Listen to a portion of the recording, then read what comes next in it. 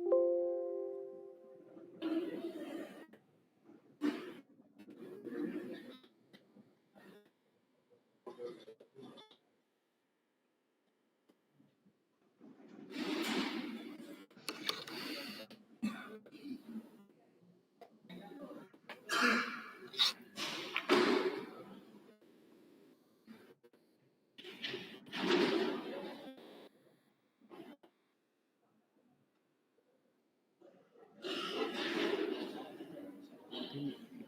think Doc, you can let me share again.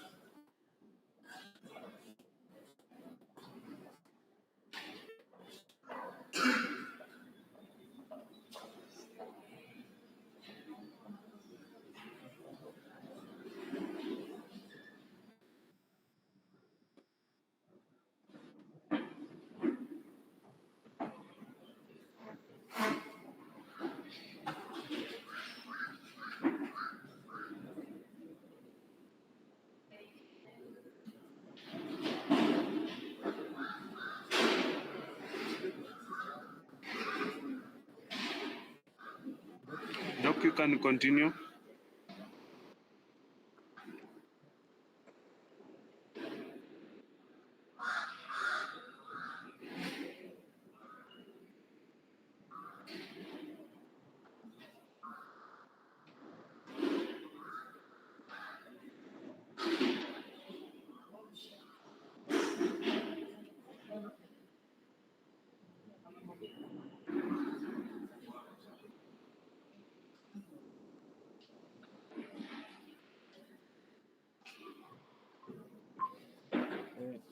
Nimeshare, you can no, yako tumia tu hiyo ya Google Meet hiyo. Hii ingine ni ya wanafunzi, hata nishawatumia kwa group.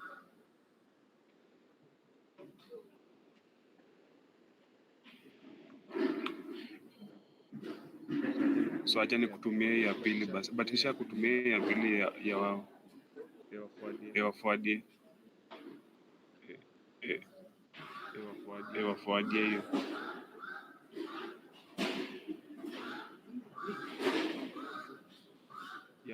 Ya, baadaye.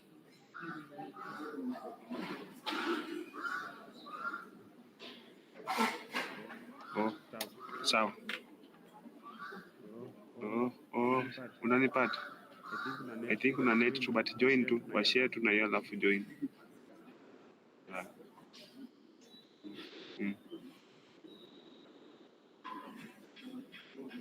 Sawa.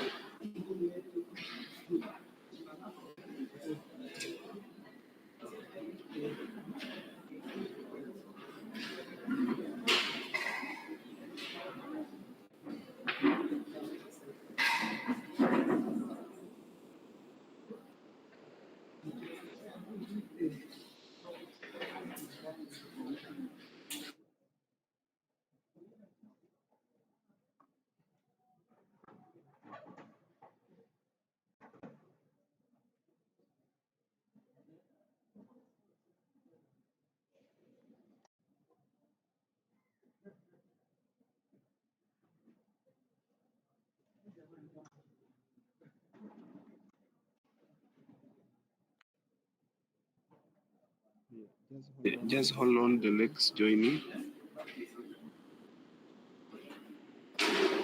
The lecturers joining so that we can continue.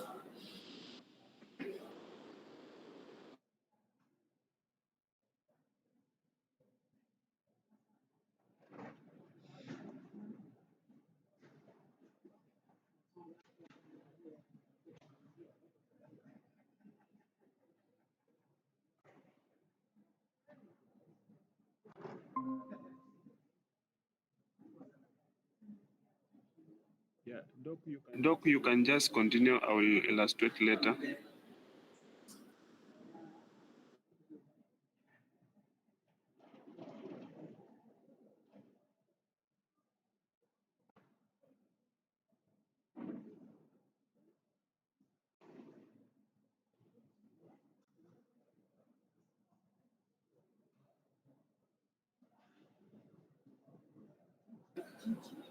Hello, Dr. Janet.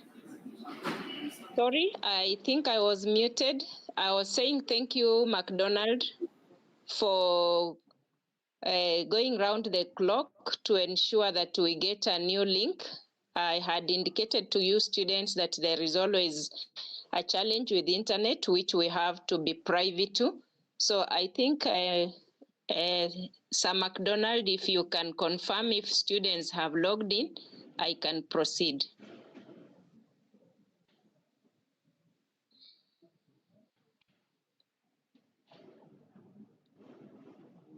So at this particular point, we want to continue with a review of what we did last week in our second session, where we were looking at educational psychology as a tool for learning, and we looked at several issues.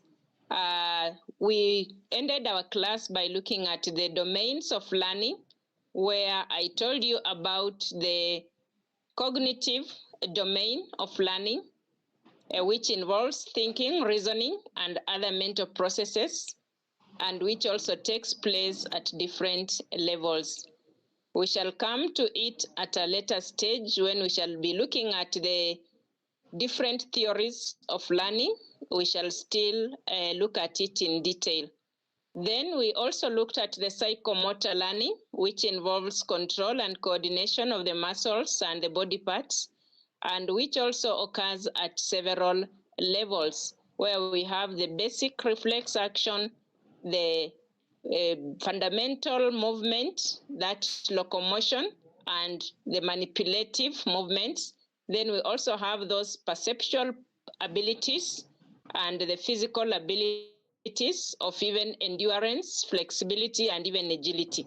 Then we have the affective learning, where we talked about feelings. So today I want us to conclude that section of laws of domains and laws of learning by looking at one of the scholars, Edward Thorndike, who looked at 6 principles that guide learning, and we call them the laws of learning. So for learning to be able to take place, a professional teacher must understand that there are principles that must be taken into account, and that if well applied, students will be ready to learn, will be sustained in a classroom environment, and that as a teacher, you will end that lesson having accomplished all or most of the objectives that you set out to do. So we want to look at the law of readiness, which is simply a degree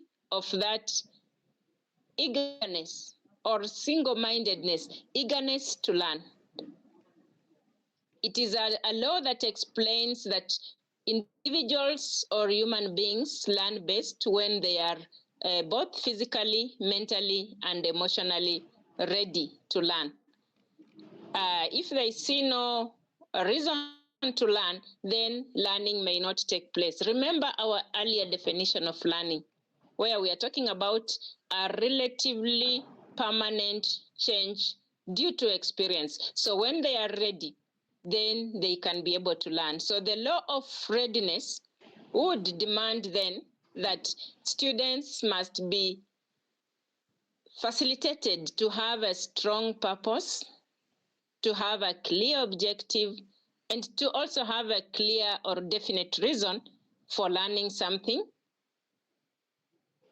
And once they have that clear objective, they will be ready to learn for various reasons. They'll be ready to learn because they want to be satisfied. They'll be ready to learn because they want to learn more. They'll be ready to learn because they have a specific purpose to learn. So how do you make them ready? You create a motivating environment. You create a motivating environment by ensuring that the basic needs are provided, by ensuring that the environment is secure and safe, free from noises, free from threats, ensuring that their outside interests or worries do not weigh too heavily on their minds, so that they feel safe, that learning is a safe environment. It is also good for you to make these personal problems that seem so insoluble to students quite manageable, just by stepping in as a teacher and creating an enabling environment. So once you create that sense of readiness, the learners will pick it up and develop a strong purpose and be highly motivated. Then we also say that learning, or that permanent relative change in behavior, is quite possible through the law of exercise. So Thorndike talks about the law of exercise, which states that the things that are often repeated, the activities that are often repeated, are best remembered. This law is based on the principle of practice, and it has been proven that students learn best and retain information longer when they have meaningful practice and meaningful repetition. So I want us to underline the word meaningful. So that practice must be meaningful. So when you are in class and you are handling a class, a mathematics class, it could even be a history class, the key concept in your learning will be that the students should be able to do some exercise, some practice of what they have learned. So when this particular practice is followed by positive feedback, then the mind retains it. So students learn by applying what they have been told and shown. And every time practice occurs, then learning continues to stamp in the student's cognition. So when you finish a subsection in your delivery of your lesson, you should be able then to look for feedback from the students by engaging them in some exercises. Ask questions continuously in a classroom environment. If you're talking about, for example, the history of Kenya, and you are handling maybe a Form 3 class, let us talk about your lesson plan. By the time you reach maybe minute 20, you should be able to look back and ask the students about the independence and lessons taught, lessons that were learned from the freedom fighters, for example. So the students should be able to give positive feedback and practice rehearsing what they have learned. It is equally important in the science subjects. It is equally important in the business studies. So we want to look at an education professional, a teacher professional who practices the law of exercise so that learning with that repeated practice is accelerated, is stamped, and it is made relatively permanent. And that is why maybe at the end of this particular lesson today, if we are applying the law of exercise since week 1, this is our week 3, after every class, we are giving ourselves an exercise to do.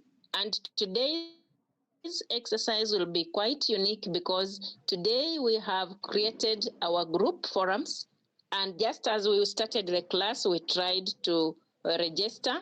So we shall be concluding that. And at the end of this lesson, we have a question related to what we have learned. So what are we doing? We just want to go to groups and look at 1 or 2 theories of learning, look at the principles or that task that has been given. We now practice what we have learned with the lecturer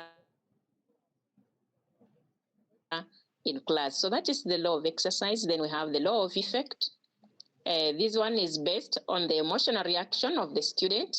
It has a very direct relationship to motivation. So when we talk about the principle of effect, it simply implies that learning is strengthened when accompanied by a pleasant or satisfying feeling, and that the same learning may be weakened when associated with an unpleasant feeling. So from the word effect, that something can have either a positive or a negative effect on us. So for a teacher, the law of effect is very important. Why? You are brought to the awareness that if you do not motivate your learners, of course, we are going to look at theories of motivation, and we shall be able to learn how to motivate our learners using different dimensions. So if you do not motivate the learners to understand your concepts, then the learners may not be motivated, may not have the urge, the desire to grasp what you are saying. So it is very important that successful learning is effected by a motivating teacher. That successful learning is accompanied or done in an environment that is pleasant. So how do you bring about pleasantry environments or pleasant environments? You should be able to create that passion to want to understand the student's side of the story. Just create some constant and continuous interest in what the learners have acquired. Once the learners know that you are interested in what they have acquired, then the learners will be able to get along with you and understand you. So I've looked at the 3 laws of learning. Within them, we have the subdivisions that we would call the principles of learning. And that one, I will want us now again to get to our notes, to our books, and just look at the subdivided principles. So the laws are majorly 3. So you must be able to have the learners practice what they have learned. You must be able to have the learners ready for the lessons. Then you must be able to cause effect through motivation. So we shall all be looking at the theories, and we shall be coming back to Thorndike's laws. We shall also be coming back to the 3 domains of learning: the cognitive, the affective, and the psychomotor. So having looked at the laws of learning, what is the implication then for us as teachers? Looking at the law of readiness, for example, we have to start the task from easier aspects as we move towards the difficult sides. So this benefits especially the learners who are weak, who might be slow, who might not take the concept at a go. Then we also want to say that for a learner to get the skills, it is more effective when you allow them to do some trial and error, to do some practice. Let them practice what they have learned, because once they practice, they may get it wrong, but after committing a series of mistakes or errors, finally they get it correct. Even just identification of types of soil, for example, for the agriculture students. The student may gamble with the types of soils for a while, but with time, they will quickly identify fertile soils. They will quickly identify through the tests, they will quickly identify acidic soils. They will quickly identify alkaline or less acidic soils. So through practice in class, it is as simple as giving them an exercise. So let us use that. Then the laws of learning lay emphasis on motivation. So we want to say that before starting to teach, and this one you will do it many times when you go for school experience in May 2026. Before starting to teach in the classroom, ensure the learners are motivated. Just greet them. You could have a joke. You could sing a song that relates with them. If you are teaching Kiswahili, you can sing a song that relates with the nouns.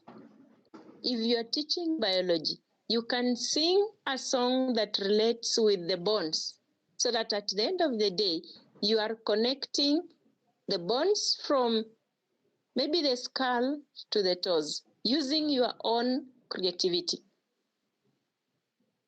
Then it is also important to note that sometimes practice helps in reducing errors committed while learning any concept. When the learner has misunderstood, for example. So when you do practice, then the learners understand it better. For example, maybe we may not have understood branches of psychology when we were learning on day one. But then we gave ourselves a task in groups. And what did we say? We said, let us have all the branches placed before us in groups of 20. Then we analyze these branches. Then after analyzing the branches, we pick up one that we feel carries the day, that we feel is a major applied branch of psychology that should be used. What happened was very interesting. Many groups identified different branches. And one group really impressed me when it talked about health psychology. Mental health is an issue, it is a current issue. And the group supported why mental health, why health psychology is the one that must be practiced, why we must all learn health psychology. Others went on to talk about educational psychology, and they supported it. Others were very interesting. They talked about ergonomics, the human work psychology, where they were talking about congestion in rooms, the current machines in offices, and how they are impacting on the human being. How one group explained how all of us are bent on the screens without screensavers, and how it is going to affect the current generation in the next 10 years, so that everyone has spectacles maybe. So we look at everything and then we understand. So from that practice, from that kind of principle that we applied, most of us at least understand 2, 3, 4 branches of psychology, and given an opportunity, they can still explain it. Then we say habits are formed as a result of repetition. So when we get an A and we continue practicing, we continue performing well. So a habit is a behavior. It is a result of continuous performance. So good habits can be formed through practicing good learning. Then we also look at the law of effect, and we bring out the effect of rewards and punishment. We have just learned that when you are motivated, learning is cemented or is strengthened. When you are demotivated, learning is weakened. So we lay emphasis on the use of reward and punishment by the class teacher. So punishment in this particular notion does not mean causing bodily injury on a student. We shall look at punishment, and we shall be looking at positive and negative punishment, and we shall be looking at withdrawal of something as being punishment, so that all of us do not just have a notion that to punish it is to make someone feel pain. No, we can still withdraw something, and it will demotivate this person from repeating something that is wrong. So when you put an X against a wrongly done statistical sum, when you put an X on a wrong response to a practical experiment result, you are giving a negative reinforcement. So a student does not want those X's, the student wants the ticks. So there is that reward of the student being told good, very good, and there is that negative reinforcement where there is no comment for you when you do not perform well. So the law of effect takes place right in our classrooms from the word go. You can still praise or reward the students for all having done a task over the weekend, and then proceed to the next lesson.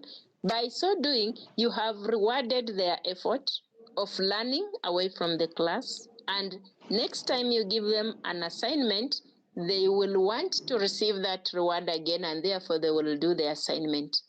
In class, as you praise those who are answering correctly, the others are observing, and therefore they will also yearn for those for that kind of praise or reward, and they will also start working towards that. Then we have this idea where the law of effect can change behavior of delinquent or discipline issues among learners. So when you effect a lot of motivation to good behavior and you verbalize it, the learners can all want to model against what you want, what you are advocating for, through what you say and through your words of praise. Then we can also conclude that by talking about teachers conducting oral drills of taught contents, especially for the lower classes, especially the early childhood learners, so that through those oral drills, through those repetition of letter A, letter B, capital letter A, capital letter B, capital letter A, small letter A, capital letter B, small letter B, capital letter C, small letter C. So those oral drills, those repetitions at that category of learning is actually as a result of the laws of learning. So all of us are then called upon to be good teachers and exercise those laws of learning. Let us make the students ready. In CUP, in curriculum and pedagogy, I think they will be teaching you on set induction. So that is readiness. How do you set? How do you introduce? How do you set the atmosphere? As you go out to the field, please remember the 3 laws, remember the 3 domains, so that at the end of the class, you don't leave a class with students only having been emotional. Jesus was crucified and therefore it is very sad. No. They must also leave that class with a cognitive domain of what this crucifixion means, especially for those who advocate for Christianity. They must leave that class also being able to practice, and that is now we are calling it now the psychomotor domain. Can we practice what we feel, whoever we believe in, or whoever we stand for in our faith did? So this could call for the Muslim community. It could call for the Hindu community, so that we don't just teach a class and we leave it at that. We teach a class and we effect everything within those 3 domains of learning, and we employ the 6 principles based on the 3 laws that we have given. So at this particular point then, I want us to cover the theories and models of learning. So we have looked at Unit 2, and we have just been doing a conclusion. So our major session for today is on theories and models of learning. And one thing I want us to keep repeating, we have just talked about the law of effect, that if we repeat, we can get it. One thing we must all understand is that a theory is a set of assumptions that help one to organize ideas and understand them. So a theory is a set of statements or assumptions that we use in our learning environment to help us understand how behavior develops, and that this set of assumptions also help us to understand or to be in a position to control, modify, or remove unwanted behavior. So if we understand, if a set of assumptions, a set of statements can make us understand how behavior was formed, it simply means the same set of assumptions, the same set of statements can help us to understand how the same behavior can be removed, how the same behavior can then be accelerated or enhanced, or how the same behavior can be controlled, contained, or retained so that status quo remains. So we want to look at theories of learning, theories that explain how learning takes place. So in all the other course units, you are going to look at theories that apply in that context, for example, of your course. But in this particular psychology course, we just want to look at factors or statements that help us understand, and that these theories of learning are in different aspects. They explain about different learning contexts. So we look at behavior change, and therefore we look at the behavioral or behaviorist theories.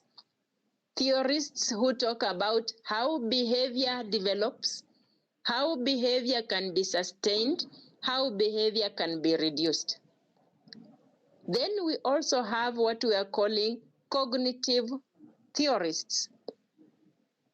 Theories that talk about how we recognize the cognition, how our mind recognizes aspects that have been learned, how our mind retains what we recognize, and how our mind can even forget or release what we have learned, how the mind can retrieve what we have learned, how the mind recognizes what is bad or good. So we look at sets of assumptions or theories that explain how learning occurs through cognition. Then we also have what we are calling social learning theories, how learning takes place in the social context, how a social environment enables learning to take place, how a social environment can either accelerate or slow down the learning of a human being. And the environment that we want to keep ourselves to is the school environment. So whatever we are going to look at in these particular theories are school-based. So they apply to every human being. But then, for us to have an effective learning environment, we contain ourselves within the classroom setting, within the learning setting, the wider school environment, within a certain ecosystem, maybe a parent involved once in a while, but we are going to set our learning environment where these theories occur. Then we have the information processing theories, which are accompanied by models. So I want to still request the students, you can still go to your e-learning portal. I know the notes are there. Go to topic 3, then download the reading materials. What I'm referring to, I have posted there. If you go to our unit 3, our topic 3, we have unit 3 and 4, and the unit is called Theories and Models of Learning. I saw several of you had already even gone to the group forums and posted 1 or 2 responses, and that was very, very exciting.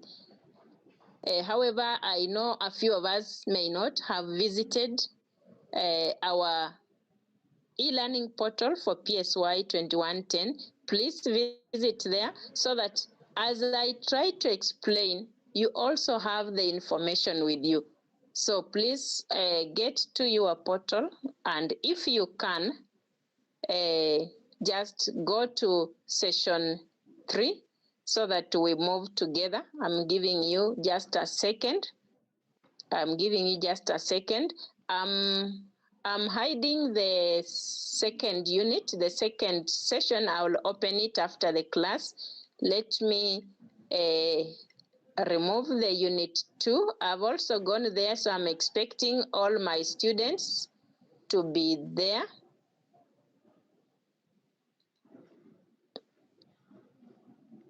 I'm expecting my students to be there. Please be there so that I can see a few of you opening. So for now, I'm hiding reading resource 1. I've removed it. And then reading resource 2, which we have just explained, and we concluded by looking at the domains of learning. So I expect you to scroll to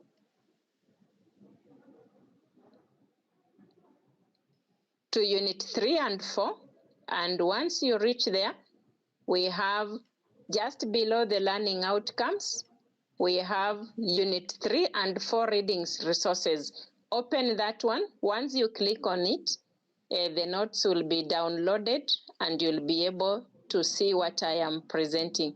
So let me continue, and below it you can see that today we have Unit 3 and 4 group tasks. So later on in our lesson session, we shall be able to log into our group forums. So let us now continue with what I was just explaining. So we have the information processing theories, where we are looking at the way our mind processes incoming information, how it stores it, and how it releases it. And it is modeled, or the computer was modeled along our brain. So the computer system is an imitation of how the human brain processes information. That is why we are calling them information processing theories, because information is processed. So we shall come to look at all of them. So we just want to now look at the theories as grouped into 3 basic categories. So I'm taking you through so that when you see any theory, you are quickly able to say this theory explains about learning, and I can use its teachings, what we normally call the tenets. I can use its teachings and apply them in my own learning teaching environment. So we have 3 basic categories. From what I've just explained, we have what we are calling the behaviorist learning theories. We have what we call the social cognitive constructivist learning theories. Then we have the cognitive information processing theories. So one thing we must note is that there is no true, correct, or standalone theory.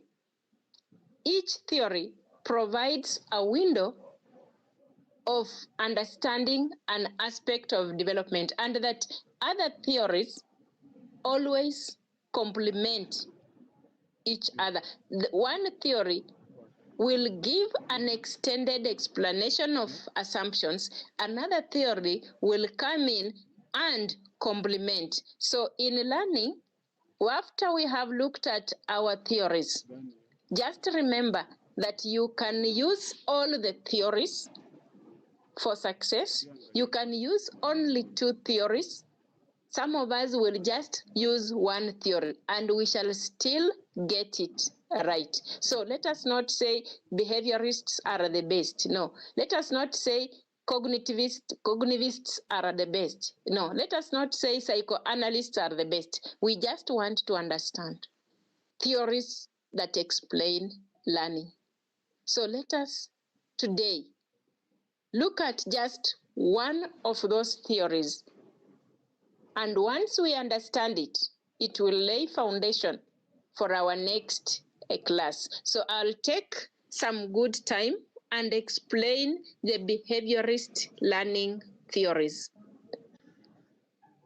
So behaviorism, from the word behavior, is actually concerned with what we can observe, observable and measurable aspects of human behavior. So behaviorism or behaviorist theories, those sets of assumptions simply are concerned with what we can observe and what we can measure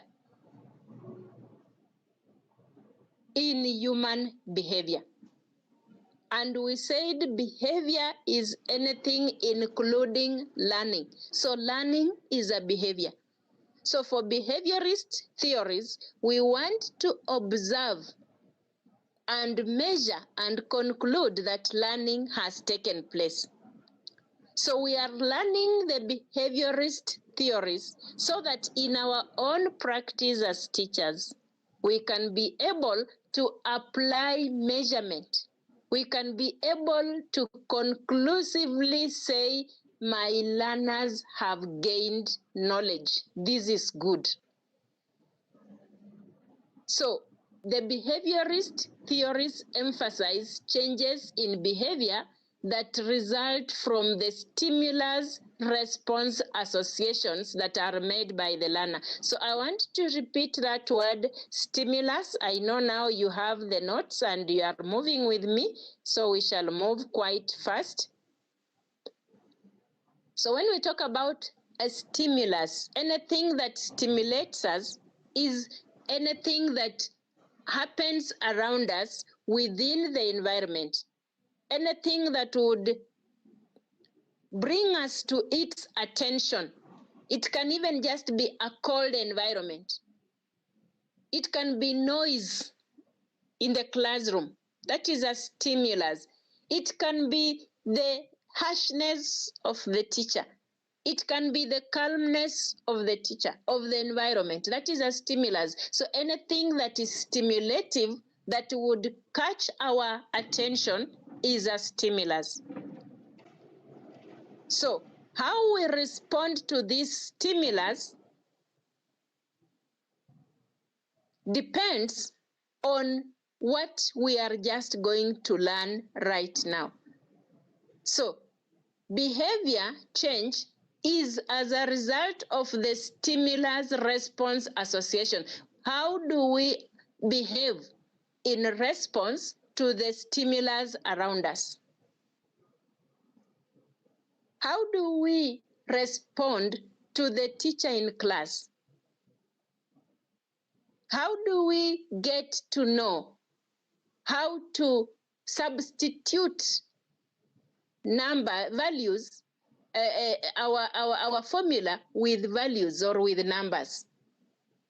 So that behavior, that learning behavior, according to the behaviorist theories, is a result of environmental stimulation, and that much of what a learner becomes, an individual becomes, is a result of what he or she has experienced, has been stimulated in the learning environment. So we are going to look at stimulus and how to respond to it. So we look at learning as an observable behavior change. Are they getting 90%? Were they getting 60%? Then learning has improved. We can observe the behavior in how they respond to the question items in our subjects. We can see learning, we can observe learning as improving by the number of hands that are being raised up in our class. How many students previously could not get it, and this time how many are getting it? So we have several advocates of behaviorism, but we shall just look at two for the sake of our teaching profession. So these two advocates of behaviorism majorly bring out the idea or the system of rewards and punishments in a classroom, whereby desired behavior is rewarded and inappropriate behavior is not rewarded or is punished. So we want to look at two major advocates, and we are giving them the names John B. Watson, who lived in the 18th and 19th, and we have B.F. Skinner. So they are the principal originators, and at this particular point, I still want us to go back to how we introduced this particular course of PSY 2110. We challenged each other that so many scientists have been there when we were looking at the historical development of psychology. And we challenged each other that these serious scholars were there when there was completely no technology. And we said that human minds can achieve to their greatest ability if motivated to.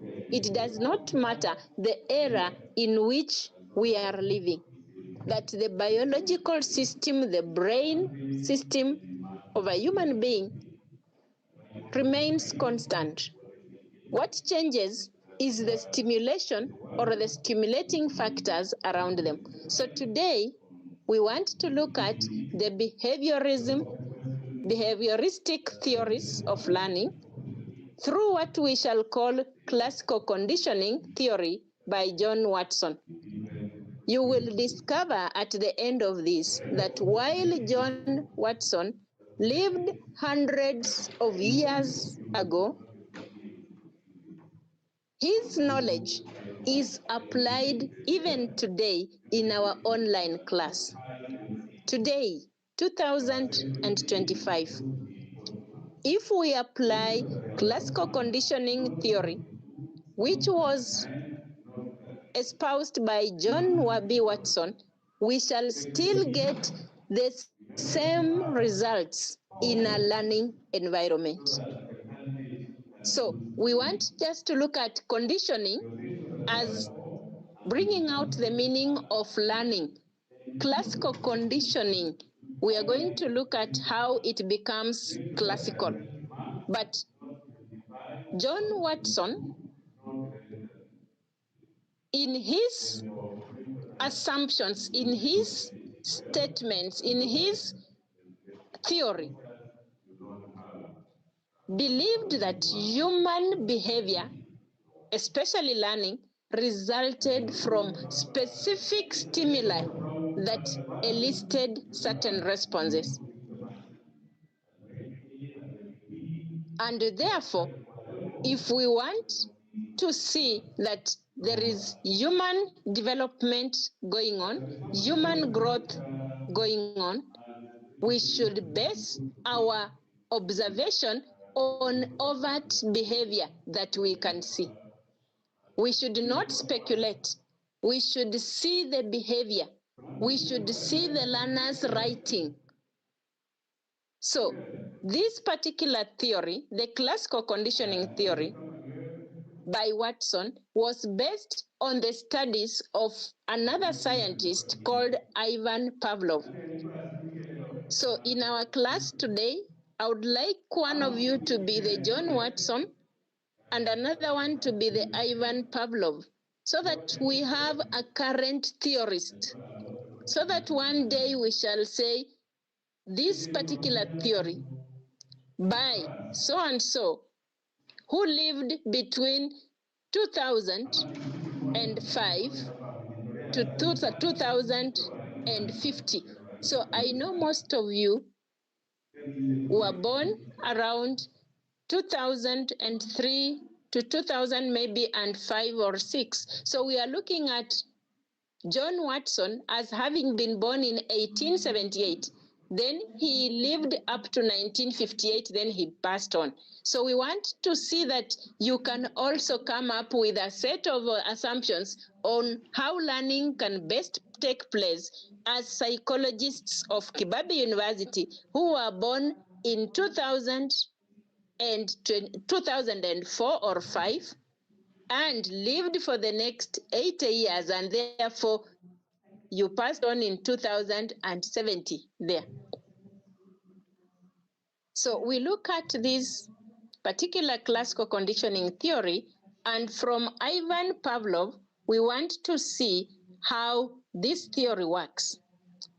So I'll give you the brief story of Ivan Pavlov, who was a scientist studying the digestive process of the dogs, the digestive process, and he was using the dogs as an experiment.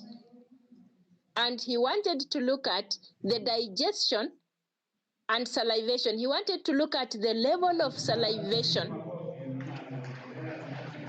vis-a-vis the reflex action when the dog realizes that it is supposed to start digesting food that has just come. So Ivan Pavlov, in his experiment, in his laboratory, kept dogs in a cage, and he wanted to assess the level of salivation, the amount of saliva that is released in relation to the digestive process that is preparing for the breaking down of the food. So Pavlov developed a habit of ringing a bell whenever he was just about to give food to his experimental dogs. So just as he was taking the food, he would ring a bell. And because he was in a lab, that environment was a laboratory experiment. It doesn't need to be a building with 4 walls. An experiment can be done in the open space, like the agriculture students. Pavlov noticed that the dogs salivated shortly before they were given food.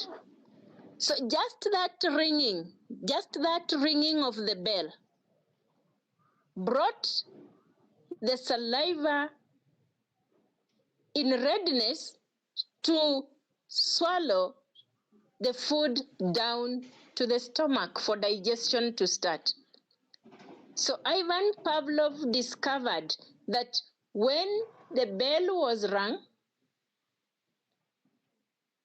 at repeated feedings, the sound of the bell alone without the food would still cause salivation. So whenever he rang the bell, they would salivate, then he would give the food. Then he now wanted to look at the rate of salivation without the food, but he still rang the bell. So whenever he rang the bell, the dogs still salivated because they anticipated the food. So I want to bring out 4 concepts about Pavlov, because Pavlov discovered that the dogs had now been conditioned. There was a conditioned reflex that would provoke them to salivate. So what did he do? He stopped giving them food. And after some long time, the dog's system, the reflex, stopped responding because it could now not associate the food with the bell. So there are 4 things that we want then to look at and relate this to our learning environment. So we want to assign names to this particular learning environment and association. We want to call it classical conditioning because it is a type of learning in which a stimulus acquires the capacity to evoke a reflex response that was originally only evoked by another natural stimulus. I want to repeat that by just substituting with the words as used by Pavlov. So the food is an unconditional stimulus. The food in the environment makes human beings or animals to salivate. So the food unconditionally makes us to unconditionally respond by salivating. So food is an unconditional stimulus. Salivating is an unconditioned response. So we say unconditioned response, unconditioned stimulus provokes an unconditioned response. So there is no condition laid. But then with time, there is a stimulus that is introduced and closely associated with the natural or unconditioned stimulus, and that is the bell. So the bell is a stimulus in the environment. As I explained, place your mind in a classroom so that at the end of it, we are able to apply this particular knowledge in our classroom. So when the bell is rung together with the unconditioned or the natural stimulus, which is food, the dogs start responding to the bell. They are no longer just responding to the food. They have started associating the food with the bell. So that kind of association,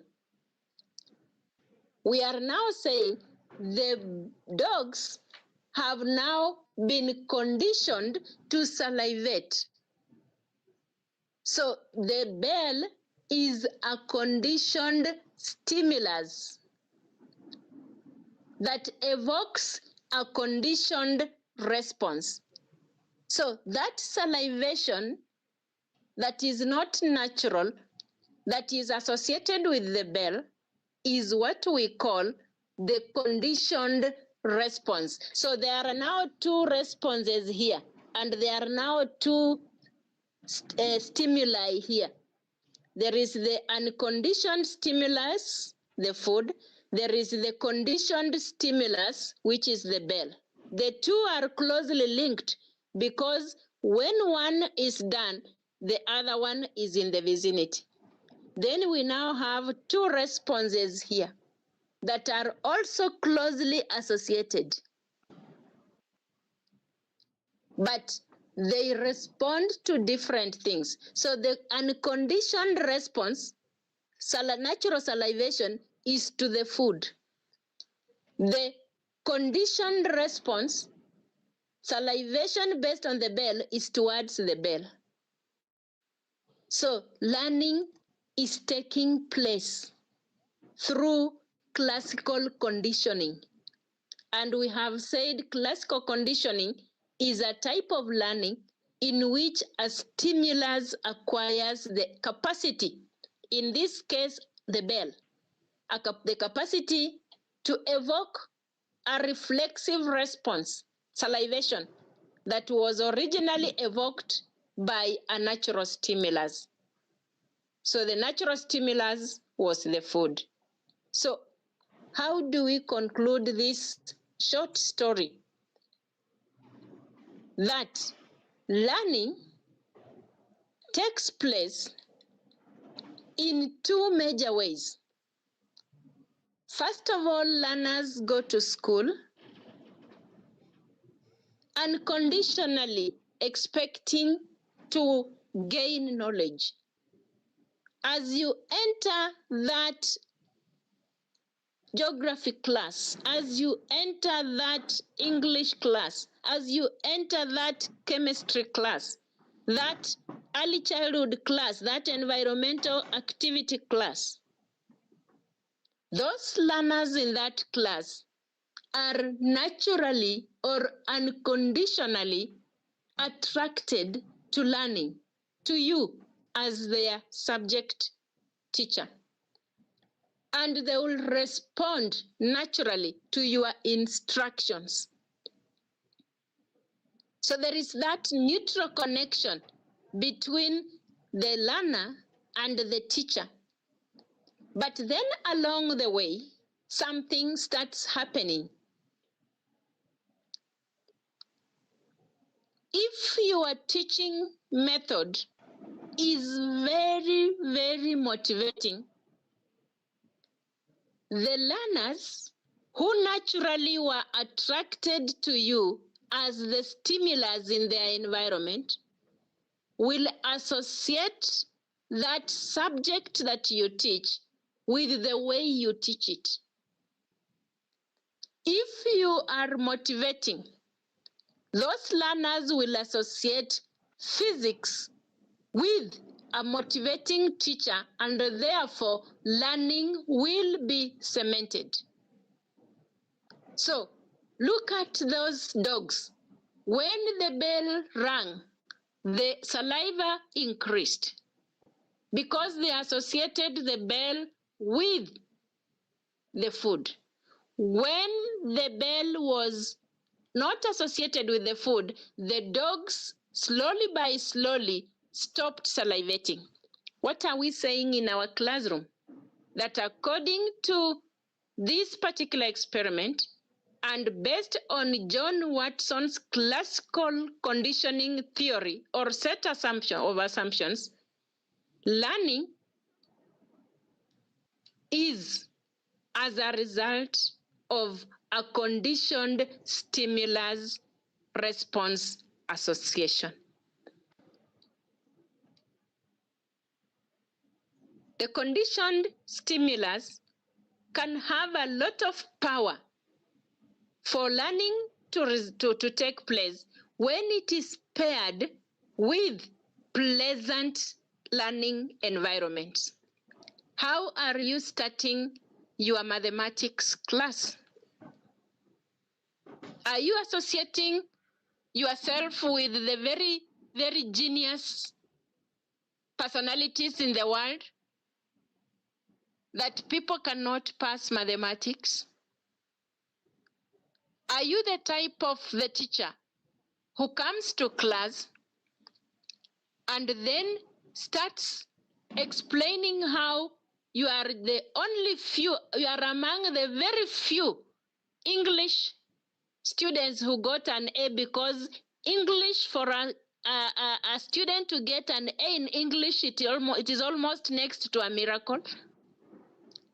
What is that happening? What is happening to the learners? The learners start associating English with difficulty because of how you have set the environment. For those of us who want to make it very abstract, we are looking at the mole concept in chemistry. Already, it is a very difficult concept. Then you complicate it further by not breaking it down for the students.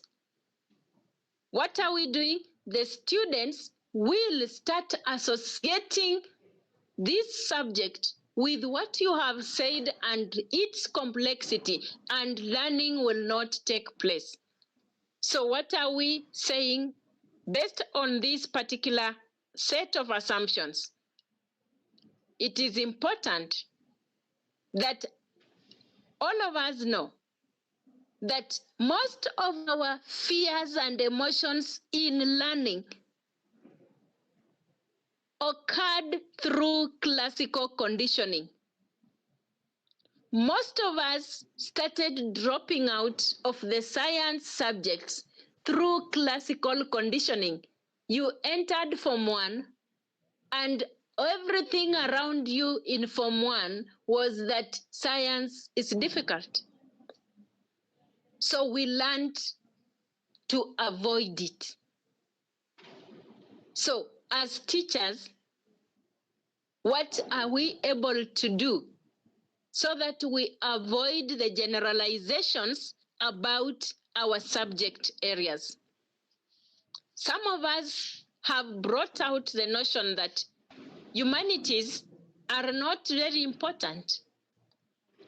And that narrative seems to have taken root somewhere, wrongly advised to most of the young learners.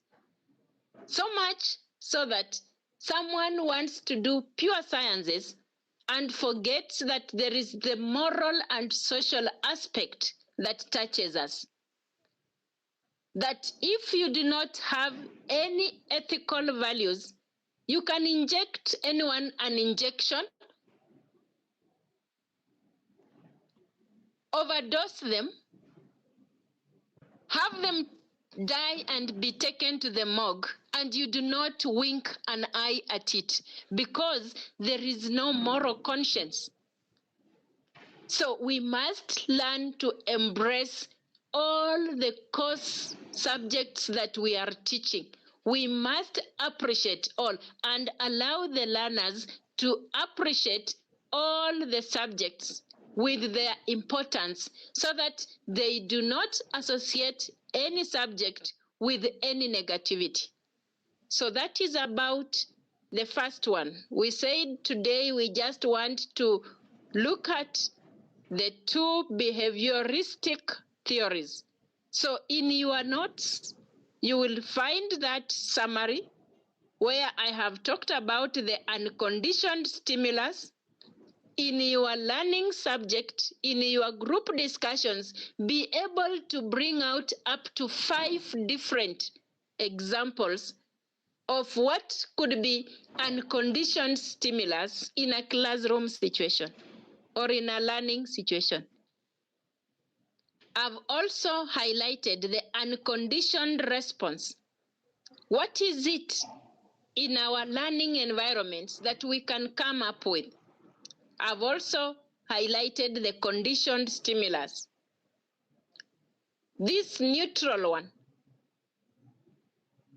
this stimulus that has now elicited secondary reaction. Then we have the conditioned response, that learned reaction. So are you able to relate these concepts with what we have just explained in the experiment of dogs and the behavior? So we have what we are calling teachings or tenets or learning points about classical conditioning. You must be able to know that learning occurs by association. Major learning. This was done in the 16th, 17th century, 1800.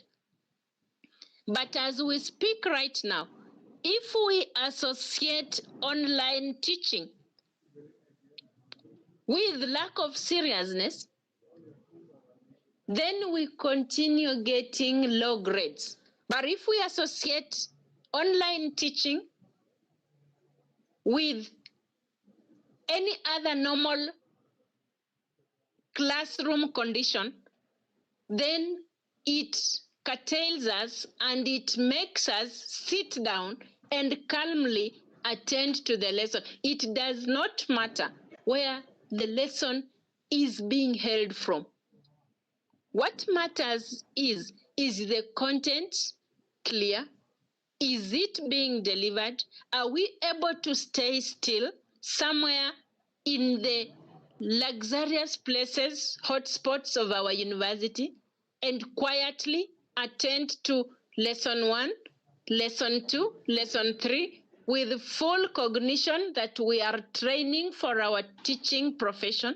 So there is that association as a concept. There is that extinction, the gradual weakening and eventual disappearance. Then we also have the concept of spontaneous recovery.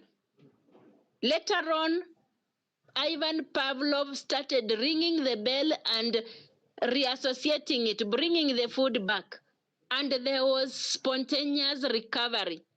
Sometimes reappearance of a past good performance that had disappeared can be returned because the new teacher of chemistry has now come with better motivational techniques.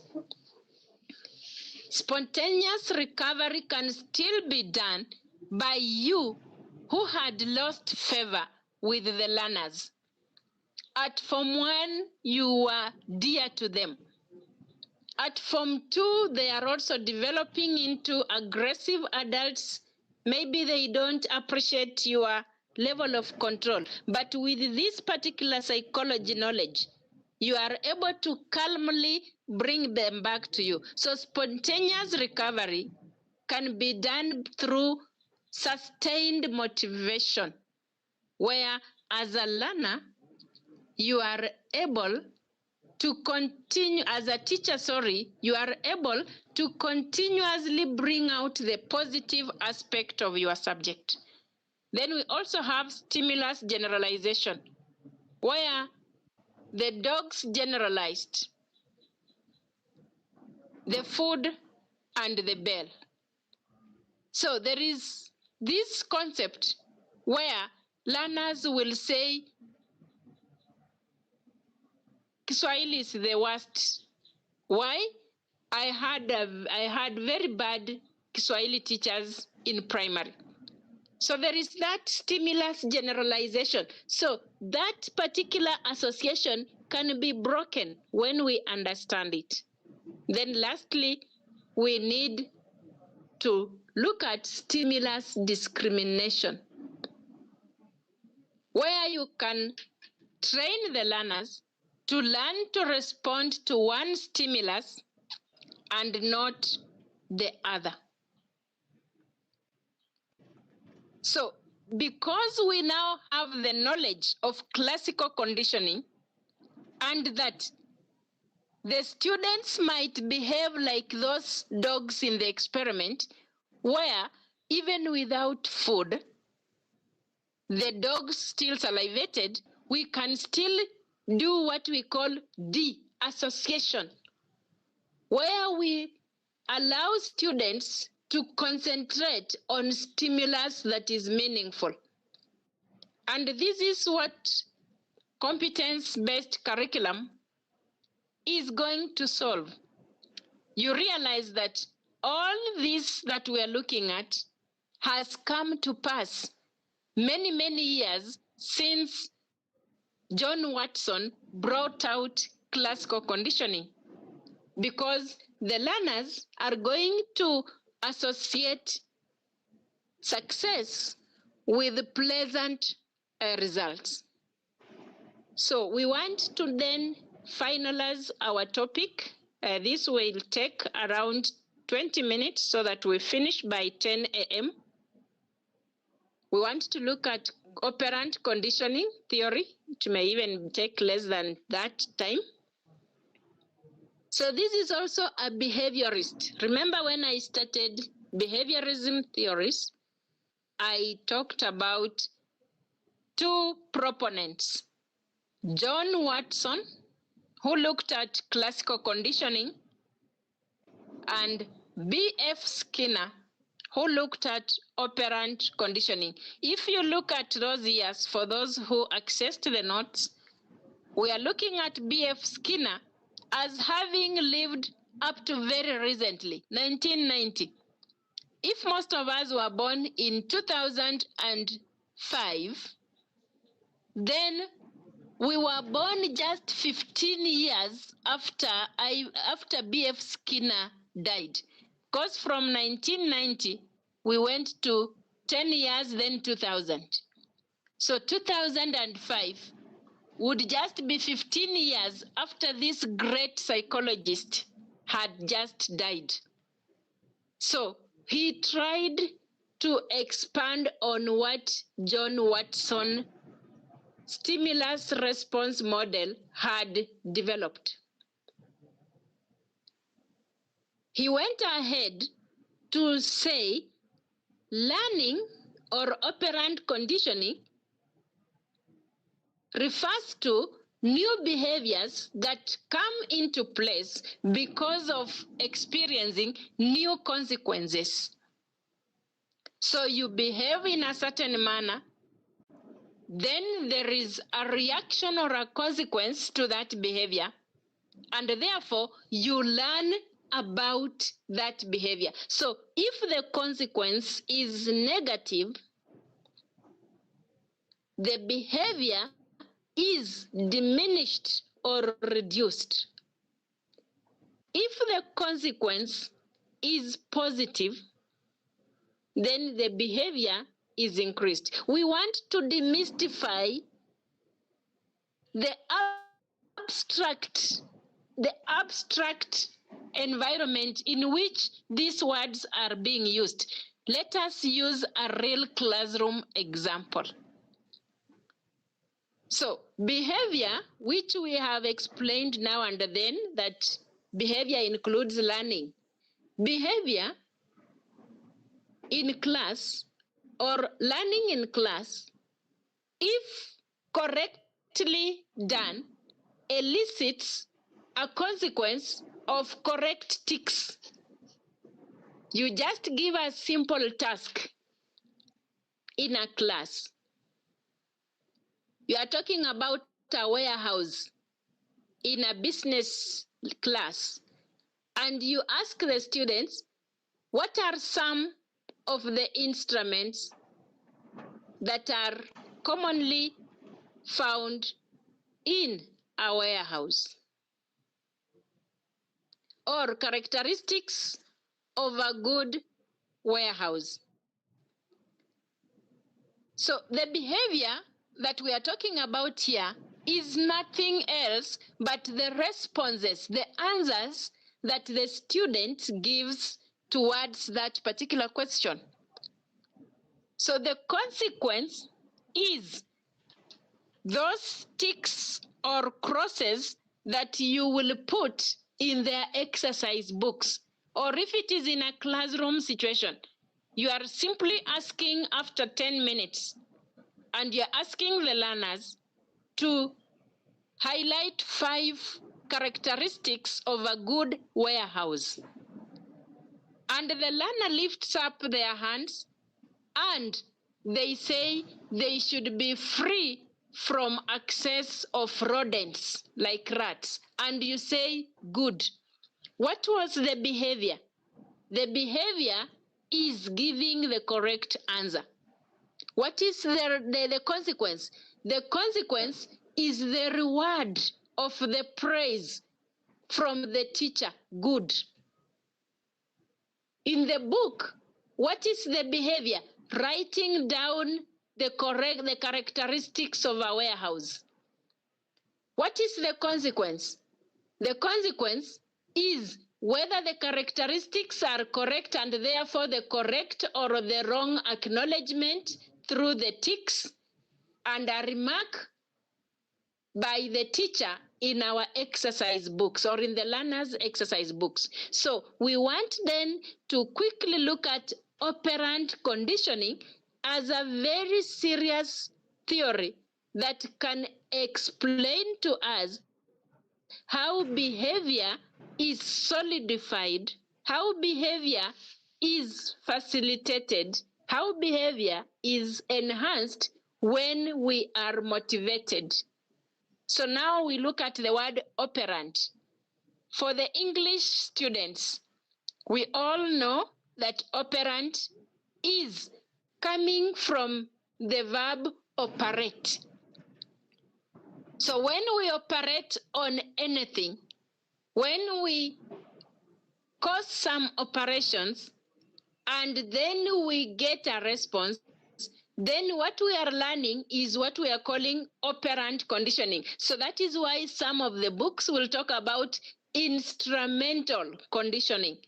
We are instrumental in our learning processes. So at this particular point, then we want to just get a small explanation through another short illustration, the way we did with Ivan Pavlov and the dogs. So my parting statement before I give this particular short highlight is that operant conditioning focuses on how the consequences of a behavior affect the behavior over time. Whether consequences of a behavior or how the consequences of a behavior affect the behavior over time. So what are you doing? Are you abusing them every starting of the lesson? Are you motivating them? Are you rewarding them?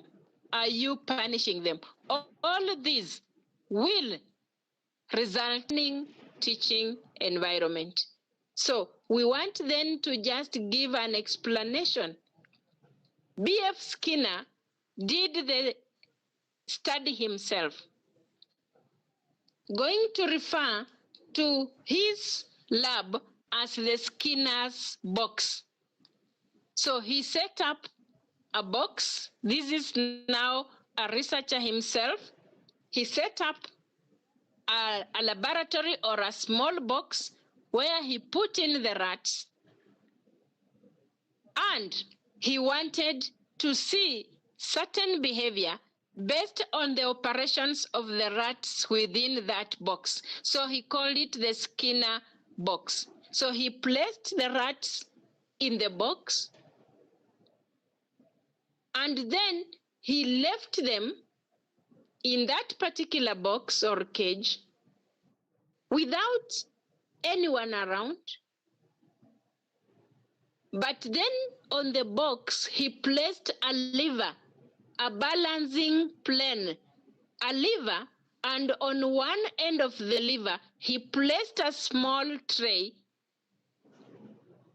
that could hold food pellets, the small food crumbs that the rats can comfortably eat. So I want you to look at it. I know you have the content, the module. I want you to look at the diagram on page 6 if you can look at the document, but if you can't, I can still go ahead and explain. We have the lever, the small blade pressed there, and the rats, of course, this diagram has only one, but there were many rats. So the rats ran around just like any other playful rat would run around. At the end of the day, the rats became hungry. So they started running around looking for anything that would give them relief from hunger. So as they were running around, one of them accidentally stepped on the lever.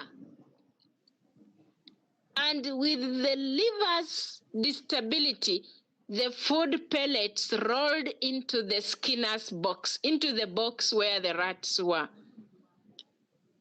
The rats ate, ran around, ate the food, got well, and relaxed, but it had surprised them. So they didn't know where the food had come from. So as they ran around again, they stumbled on the lever again, and immediately they stumbled on it. The food rolled again into the box. So what happened next is what now we want to call learning. First of all, the operation was stepping or touching the lever, that weighing plane. Then the consequence was the food being released to the Skinner's box. So there is now the operation, then there is the consequence. So the rats discovered that the food is coming down around here. So they concentrated there, and with time, they discovered that anytime they touch on the lever, the food rolls down to the box. What do you think they did? They started hitting the lever as many times as possible, and food came down. So they stopped running around. They only ran around maybe to play. But anytime they wanted to get relieved of their hunger, they touched on the lever. Learning had taken place. Behavior had changed. Why? Reinforcement to certain behavior as a consequence had occurred.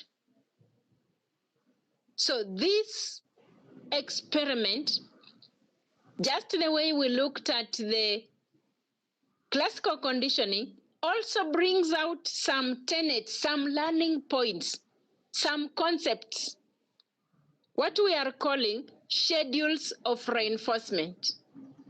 So of course we have the operation, the instrumental aspect.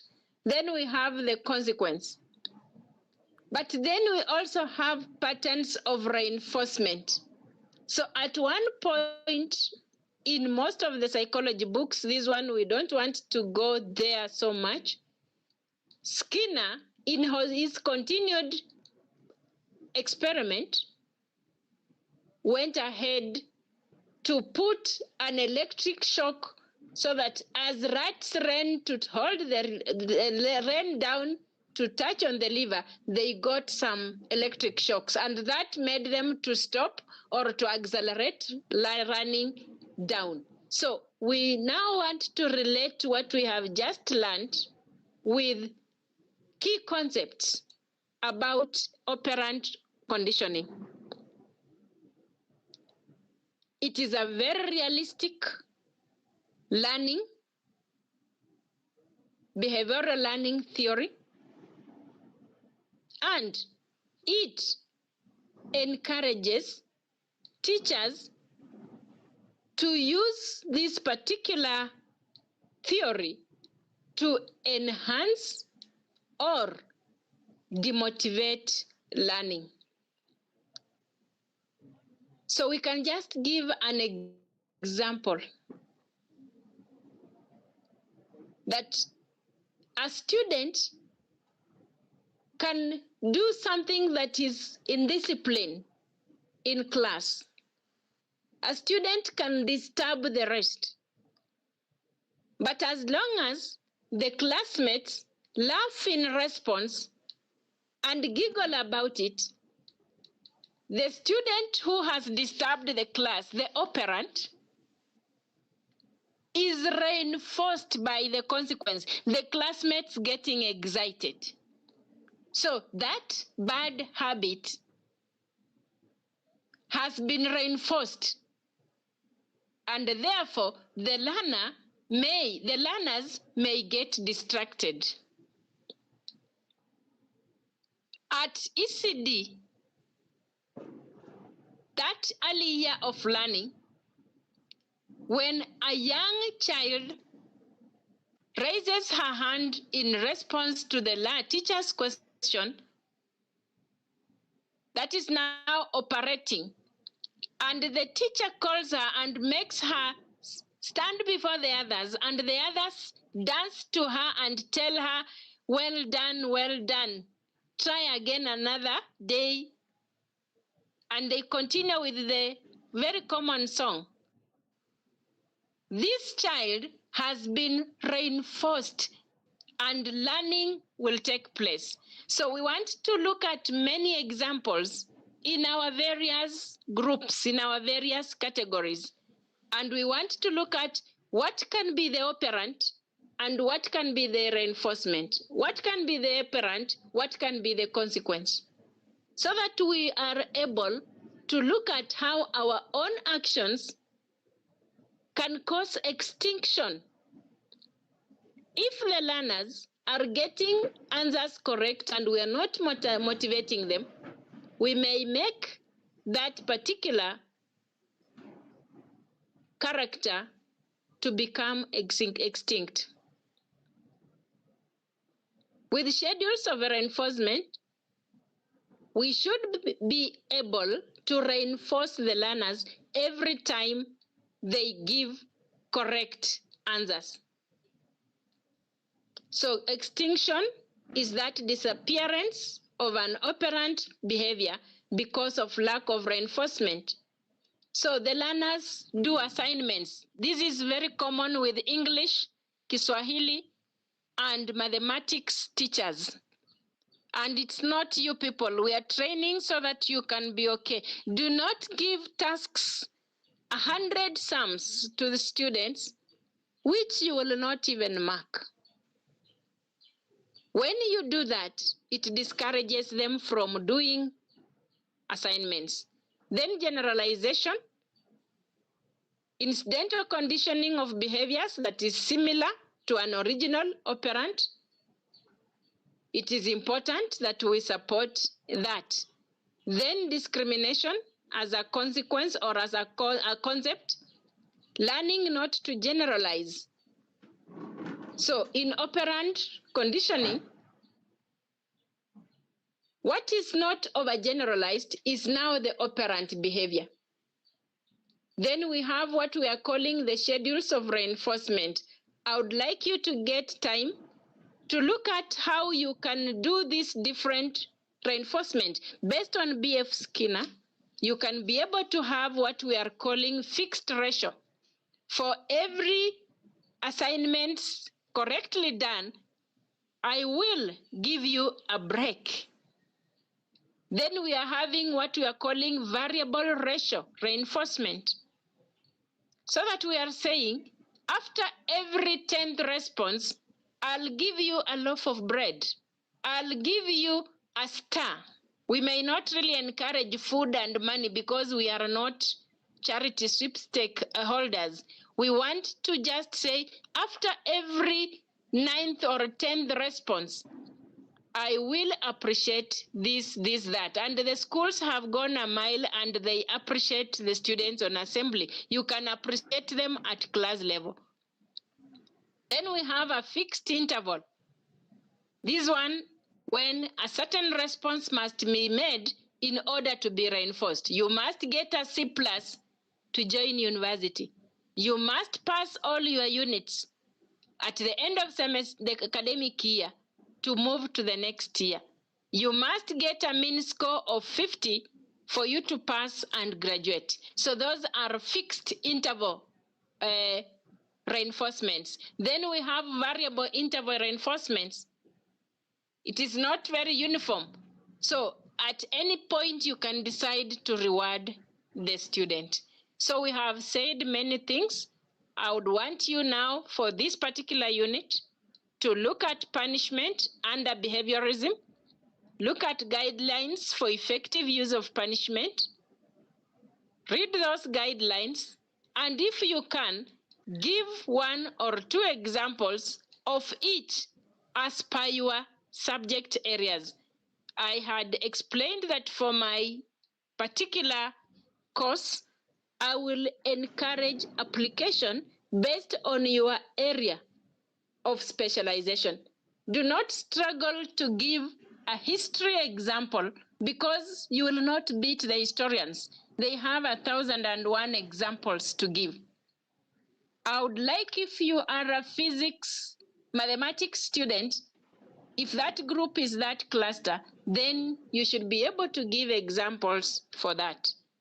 So I want us to end today's 2-hour session and appreciate the technical team that it has been quite peaceful and that we have moved up to the end.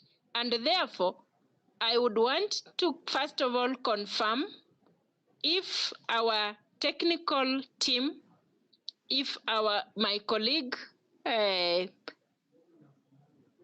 Sir MacDonald, if you can hear me, if we can then just take some 10 minutes and go back to our e-learning portal so that the students can be taken through, so that we can have them join the groups. Thank you. Thank you for being there for us. So students, we now want to listen to MacDonald, who is going to take us through. Thank you. You are welcome.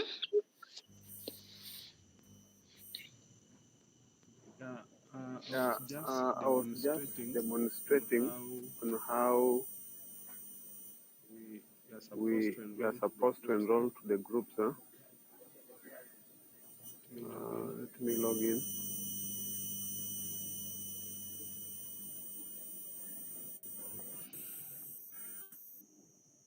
Students, just use your fingers to expand that content if you are using phones.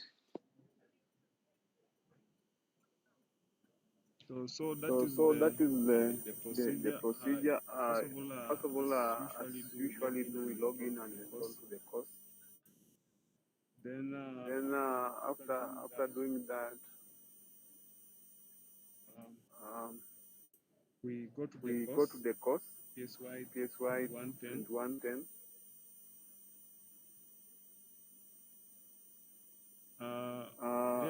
Then go where there's this option for group selection.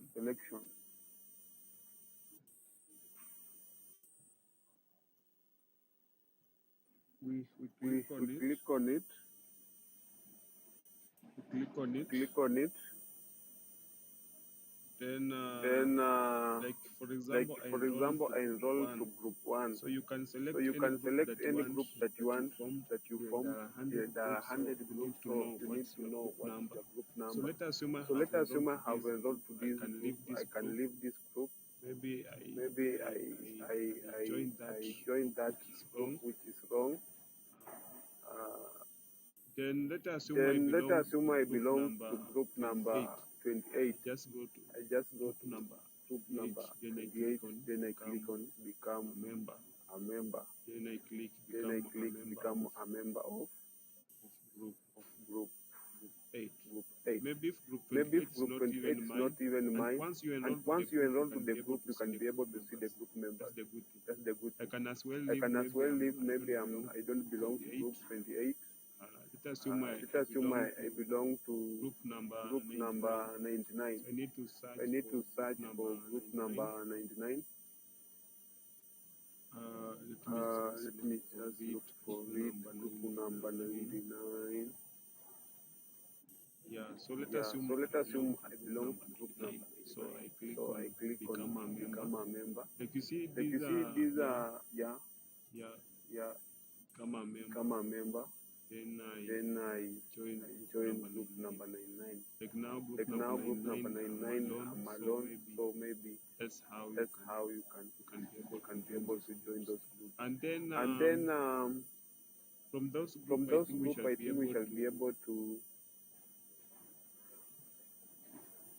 see how we can use this group. I think we shall be able to create discussion forums. Then those discussion forums, only members in a certain group can work on that discussion member, or maybe you'll be able to post something as a group. So that's how you should be able to do. Back to you, Dr. Janet. Thank you so much. Thank you, Mr. McDonald. I think students, we can now end our class. Today we just have one forum which I have created, and so I'm expecting that students will go to that forum. That is Unit 3 and 4. If you go to Unit 3 and 4, you will realize that we have the reading material, Unit 3 and 4 reading resources. Then we have Unit 3 and 4 group tasks. So I've given you tasks. Open that file. We just have 2 questions. I would like you to look at the rest of the theories and also see if you can be able to attempt that. Once you click on it, it will be downloaded. Then immediately you've finished, I have created for you a common forum. We are calling it Unit 3 and 4 forum. So I will be expecting 100 brief responses in that group forum. So maybe at a later stage, our ODEL team will assist us to come up with maybe just 5 groups where we can be having several teams posting to one forum. But for today, this remaining 1 hour, we are at 10:05. I'll look at your responses, all your responses by 10:40. So please get into your groups. Get into your group forums. You are 20 each. Then when you post your work, do not post the names of the students. Just say response from group 1, because I will still be able to reach you in the groups that you have formed. I'll be able to click on your group and see the membership there and give my award. Now that we have talked about reinforcement, rewarding, and consequences for our responses, that is what I'll be doing today. So all groups, remember when we talked about assignments, some of us went away and were not very consistent, and we have really had to wait. So today, in the next 40 minutes, group leaders, meet your leaders. Avoid copy-pasting from AI because I can also click and no. Just read through the content I've given. Get examples as per your combination. That one you can also search, it is allowed. You can also browse, but then bring out meaningful examples as per your sessions. So that is how we are ending our class, but the class is continuing behind the scene for the next 1 hour. The groups are doing an assignment, and the group leader will post one response to the group forum before 11 a.m. Thank you, and let us meet the same time next week at 8 a.m. Thank you. We can close the class.